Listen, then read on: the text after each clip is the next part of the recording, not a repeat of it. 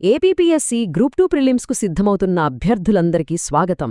ఈ ప్రత్యేక రివిజన్ సెషన్లో మనం సమాజానికి సంబంధించిన కొన్ని కీలకమైన భావనలను సులభంగా విజువల్స్ సహాయంతో అర్థం చేసుకుని మీ ప్రిపరేషన్ను మరింత పటిష్టం చేసుకుందాం.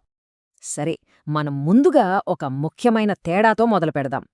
మనం రోజూ చూసే ప్రపంచం గురించి మనకుండే అవగాహనను కామన్ సెన్స్ అంటాం. కానీ సోషియాలజీ అంటే సామాజిక శాస్త్రం అదే ప్రపంచాన్ని ఒక శాస్త్రీయమైన దృష్టితో చూస్తుంది. చూడండి, కామన్ సెన్స్ మనకు పైపైన కనిపించేది చెబితే, సోషియాలజీ ఆ కనిపించేదాని వెనక ఉన్న నిర్మాణాన్ని, కారణాలను విశ్లేషించడానికి కావలసిన టూల్స్ ఇస్తుంది. పరీక్షలో మంచి మార్కులు సాధించడానికి ఈ లోతైన అవగాహన చాలా అవసరం. ఈ సెషన్లో మన ప్రయాణం ఎలా ఉండబోతోందో ఇక్కడ చూడొచ్చు.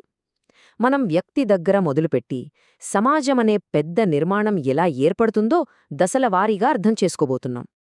సరే, మనం మొదటి అడుగు సమాజానికి మూల స్తంభంలాంటి వ్యక్తి. ప్రతి వ్యక్తికి సమాజంలో ఒక స్థానం, దానికి తగ్గట్టుగా ఒక పాత్ర ఉంటాయి. ఆ రెండింటినీ ఇప్పుడు లోతుగా పరిశీలిద్దాం. స్టేటస్ అంటే తెలుగులో అంతస్తు లేదా హోదా అని చెప్పొచ్చు. దీన్ని సింపుల్గా ఒక సోషల్ అడ్రస్ లాగా అనుకోండి. ఒక వ్యక్తి సమాజంలో ఎక్కడున్నాడు, వాళ్ల పొజిషన్ ఏంటి అని చెప్పేదే స్టేటస్. ఉదాహరణకు, ఒక విద్యార్థిగా, ఒక టీచర్గా లేదా ఒక తండ్రిగా. ఇవన్నీ వేర్వేరు స్టేటస్లు అన్నమాట. అయితే ఈ స్టేటస్లు మనకు ఎలా వస్తాయి? ఇక్కడ రెండు ముఖ్యమైన రకాలున్నాయి. కొన్ని పుట్టుకతోనే మనకొస్తాయి. వాటిని మనం ఆపాదిత అంతస్తులు లేదా అస్క్రైబ్డ్ స్టేటస్ అంటాం. ఉదాహరణకు కులం, లింగం. మరికొన్ని మన స్వంత కష్టంతో, చదువుతో, ప్రతిభతో సంపాదించుకుంటాం.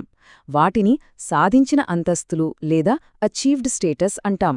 డాక్టర్, ఇంజనీర్ లాంటివి. ఆధునిక సమాజాల్లో ఈ అచీవ్డ్ స్టేటస్కు ప్రాధాన్యత ఎక్కువ. ఈ ఇమేజ్ చూడండి. స్టేటస్కి, రోల్కి మధ్య ఉన్న సంబంధాన్ని ఎంత చక్కగా చూపిస్తోందో. స్టేటస్ అనేది మీ పొజిషన్ అయితే, రోల్ అంటే పాత్ర, ఆ పొజిషన్లో మీరు ఎలా ప్రవర్తించాలి, ఏం చెయ్యాలి అని చెప్పేది. ఇవి రెండూ ఒకే నాణ్యానికి రెండు వైపుల లాంటివి. అచ్చం ఈ గేర్లలాగే ఒకదానితో ఒకటి కలిసి పనిచేస్తాయి. అయితే ఈ పాత్రల నిర్వహణ ఎప్పుడూ అంత సులభంగా ఉండదు. కొన్నిసార్లు మనం కొన్ని పాత్రలను మూసధోరణిలో చూస్తాం. దాన్నే రోల్ స్టీరియోటైపింగ్ అంటారు. అంతకంటే ముఖ్యంగా రోల్ కాన్ఫ్లిక్ట్ అనే సమస్య వస్తుంది. అంటే ఒకే వ్యక్తికి వేర్వేరు స్టేటస్లు ఉన్నప్పుడు వాటికి సంబంధించిన పాత్రల మధ్య సంఘర్షణ ఏర్పడటం. దీనికి ఒక మంచి ఉదాహరణ ఖాసీ మాతృస్వామ్య సమాజం.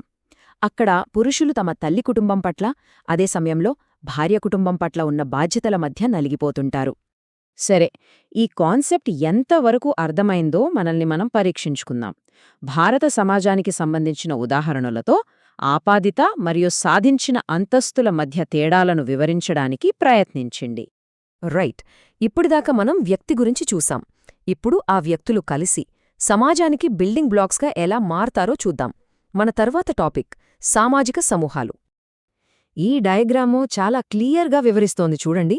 కేవలం ఒకే చోట ఉన్న జనసమూహం అంటే అగ్రిగేట్ ఎలా నెమ్మదిగా ఒకరితో ఒకరు మాట్లాడుకుంటూ ఒక బంధాన్ని ఏర్పరుచుకుని మనమంతా ఒకటి అనే భావనతో ఒక నిజమైన సామాజిక సమూహంగా మారుతోందో ఈ ఫనల్ చూపిస్తోంది. ఇక పరీక్షల కోసం ఈ తేడా ఖచ్చితంగా గుర్తుపెట్టుకోవాలి. ప్రాథమిక సమూహాలు ప్రైమరీ గ్రూప్స్ మరియు ద్వితీయ సమూహాలు సెకండరీ గ్రూప్స్. ప్రైమరీ గ్రూప్స్ అంటే చాలా వ్యక్తిగతమైనవి, సన్నిహితమైనవి, మన కుటుంబం, స్నేహితుల బృందంలాగా. సెకండరీ గ్రూప్స్ అలా కాదు. అవి చాలా పెద్దవిగా, ఫార్మల్గా, ఒక లక్ష్యం కోసం ఏర్పడతాయి, మన ఆఫీస్ లేదా కాలేజ్ లాగా. ఇప్పుడు ఈ ప్రశ్న గురించి ఆలోచిద్దాం. ఇది చాలా ప్రాక్టికల్. మీ కాలేజ్ క్లాస్ మొత్తం ఒక సెకండరీ గ్రూప్, కరెక్టే? కానీ అదే క్లాస్లో మీకంటూ ఒక 4-5 క్లోజ్ ఫ్రెండ్స్ సర్కిల్ ఉంటుంది కదా, అది ప్రైమరీ గ్రూప్ అవుతుంది. చూసారా, ఈ కాన్సెప్ట్స్ అన్నీ మన చుట్టూనే ఉంటాయి. సరే, మన దగ్గర ఇప్పుడు గ్రూప్స్ ఉన్నాయి. కానీ ఈ గ్రూప్స్ అన్నీ సమానంగా ఉన్నాయా? లేవు. వాటి మధ్య హెచ్చుతగ్గులు ఉన్నాయి. ఇక్కడే మనకు సామాజిక స్థరీకరణ అంటే సోషల్ స్ట్రాటిఫికేషన్ అనే కాన్సెప్ట్ వస్తుంది. సమాజాన్ని భూమిలోని పొరల్లా ఊహించుకోండి. కొన్ని పొరలు పైన, కొన్ని కింద ఉంటాయి. సమాజంలో సమూహాల మధ్య ఉండే ఈ అధికార, సంపద, హోదాపరమైన హెచ్చుతగ్గులనే మనం స్థరీకరణ అంటాం. చరిత్రలో ఇది బానిసత్వం, ఎస్టేట్, కులం, వర్గం ఇలా రకరకాల రూపాల్లో కనిపించింది. ఈ రెండు చిత్రాలు చాలా శక్తివంతమైనవి. చూడండి, ఎడమవైపున్నది కుల వ్యవస్థ. అదొక పక్కా పిరమిడ్ లాంటిది. పుట్టుకతోనే స్థానం ఫిక్స్ అయిపోతుంది. పైకి వెళ్లటం దాదాపు అసాధ్యం. కాని కుడివైపున్నది వర్గ వ్యవస్థ. అదొక మెట్లదారిలాంటిది. ప్రతిభ, కృషితో పైకెక్కే అవకాశం ఉంటుంది. దీన్నే సోషల్ మొబిలిటీ అంటాం. వర్గం గురించి మాట్లాడినప్పుడు ఈ ఇద్దరు మేధావుల గురించి తప్పకుండా గుర్తుంచుకోవాలి. ఒకరు కార్ల్ మార్క్స్. ఆయన దృష్టిలో అంతా ఆర్థికమే. ఉత్పత్తి సాధనాలు ఎవరి దగ్గర ఉన్నాయనేదే వర్గాన్ని నిర్ణయిస్తుంది. కాని మ్యాక్స్ వెబర్ ఇంకొంచెం విస్తృతంగా ఆలోచించారు. ఆయన డబ్బుతో పాటు అధికారం, గౌరవం కూడా ఒకరి వర్గాన్ని, వాళ్ల జీవితావకాశాలను ప్రభావితం చేస్తాయని చెప్పారు. మళ్ళీ ఇది పరీక్షకు చాలా ముఖ్యమైన టాపిక్. సోషల్ మొబిలిటీ అనే భావనను తీసుకుని అది కుల వ్యవస్థలో ఎందుకు కష్టం, వర్గ వ్యవస్థలో ఎందుకు సాధ్యమో వివరించండి. ఈ తేడా మీకు స్పష్టంగా తెలియాలి.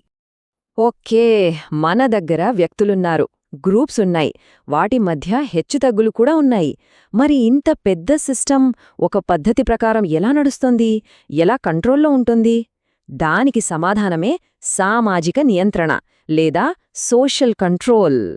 సమాజాన్ని నియంత్రించడానికి ప్రధానంగా రెండు పద్ధతులుంటాయి. ఒకటి ఫార్మల్ సోషల్ కంట్రోల్, అంటే ప్రభుత్వం, పోలీసులు, చట్టాలు అన్నీ అధికారికంగా, రాతపూర్వకంగా ఉంటాయి. రెండోది ఇన్ఫార్మల్ సోషల్ కంట్రోల్. దీనికి రూల్ బుక్స్ ఉండవు. మన కుటుంబం, చుట్టుపక్కల వాళ్ల మాటలు, పుకార్లు, వాళ్ల చూపులు ఇవి కూడా మన ప్రవర్తనను చాలా బలంగా కంట్రోల్ చేస్తాయి. మరి ఈ ఫార్మల్, ఇన్ఫార్మల్ కంట్రోల్స్ పనిచెయ్యనప్పుడు, వాటిని ఎవరైనా ధిక్కరించినప్పుడు ఏమవుతుంది? అప్పుడే మనం డీవియన్స్ లేదా విచలనం చూస్తాం. అంటే సమాజం నిర్దేశించిన నియమాలను, కట్టుబాట్లను ఉల్లంఘించడం అన్నమాట. రైట్, చివరి దశకు వచ్చేశాం. ఇప్పటిదాకా మనం నేర్చుకున్న భాగాలన్నింటినీ కలిపి ఒక పూర్తి చిత్రాన్ని, ఒక సామాజిక నిర్మాణ బ్లూప్రింట్ను చూద్దాం.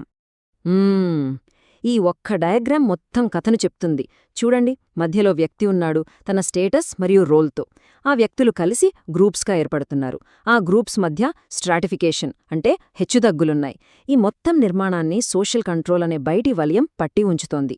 ఇదే మనం సమాజం అని పిలిచే పూర్తి నిర్మాణం.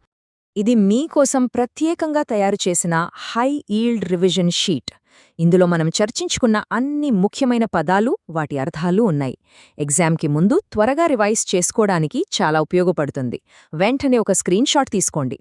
చివరగా ఒక ఆసక్తికరమైన ప్రశ్నతో ముగిద్దాం. ఈ రోజుల్లో సోషల్ మీడియా ఇన్ఫ్లుయెన్సర్ అనేది ఒక కొత్త రకమైన సాధించిన అంతస్తుగా వచ్చింది కదా. మరి ఇది మన పాత సామాజిక స్థరీకరణను, నియంత్రణ పద్ధతులను ఎలా సవాలు చేస్తోందని మీరనుకుంటున్నారు? ఆలోచించింది.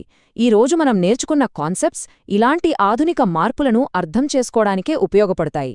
మీ ప్రిపరేషన్కి ఆల్ ద బెస్ట్.